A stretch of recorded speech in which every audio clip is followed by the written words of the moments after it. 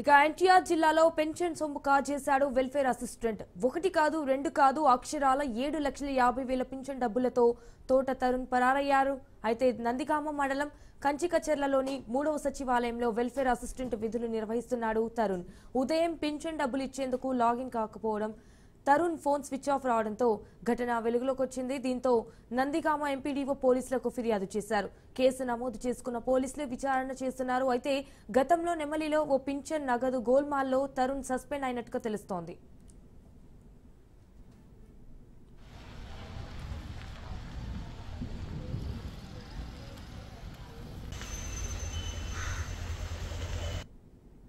కంచికచెర్ల 3 సచివాలయానికి సంబంధించి welfare assistant తోట తరుణ్ కుమార్ వెల్ఫేర్ అసిస్టెంట్ మామూలుగా ఈరోజు 1వ తారీఖు పొద్దుటే ఉదయం 7 గంటలకి పెన్షన్ స్టార్ట్ చేయవలసి ఉంది. అతను ఇవ్వాల్సిన 100 పెన్షన్ల తాలూకు 4,58,000 రూపాయలు ఉదయం 8:30 కూడా స్టార్ట్ చేయకపోయేటప్పటికి ఫోన్ ద్వారా సంప్రదించినప్పుడు స్విచ్ ఆఫ్ వచ్చింది. అప్పటి నుంచి కంటిన్యూగా ట్రై చేస్తున్నాము. ఆ తర్వాత అతని own native village Gampalagudem Penugolanu village అన్నారు.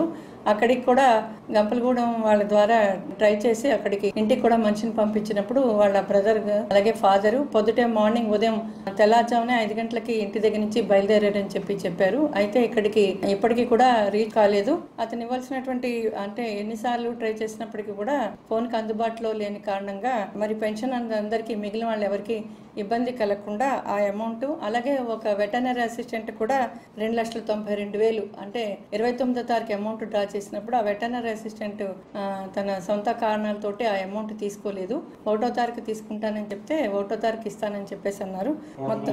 మొత్తం అమౌంట్ 7,50,000 రూపాయలు అతని దగ్గర ఉంది. ఫోన్కి అందుబాటులో లేదు. సో అతని కోసం ట్రై చేస్తున్నాము. అదే విషయం పై అధికారులకు కూడా తెలియజేసి కంచికచెర్ల